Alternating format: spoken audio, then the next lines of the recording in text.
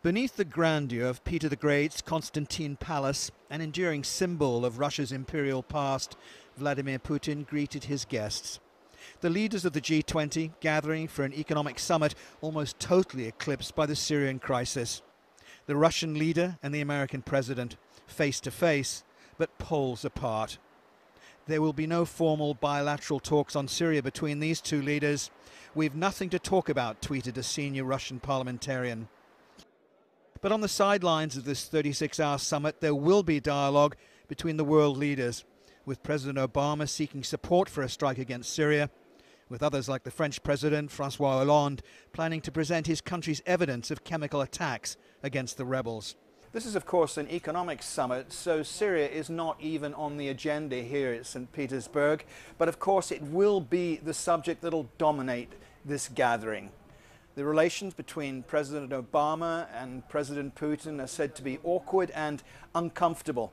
In fact, the seating plan at the conference has been tweaked to allow a little more space between the two leaders. But it's believed, despite all this, they will meet on the sidelines at some stage during this two-day summit. President Putin scheduled his first bilateral meeting with the Chinese president. China and Russia, both members of the UN Security Council, have been unrelenting in the backing of President Assad's government. China's support here not surprising. Unilateral military actions go against international law and the norms of international relations and will further complicate the Syrian issue and cause more turbulence in the Middle East. Under the present circumstances, all sides should remain calm and exercise restraint. Positive efforts should be made to find a political solution to the Syrian issue. The Russian leader's opening address at the summit focused on challenges to the world economy.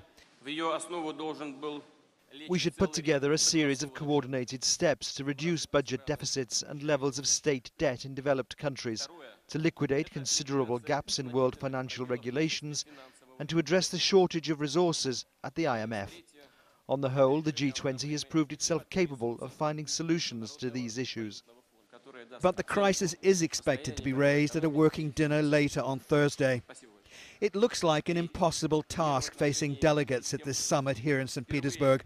Leaders have just a day and a half to try and find a consensus and a way forward that's proved so elusive in more than 2 years of fighting in Syria. Peter Sharp, Al Jazeera in St Petersburg.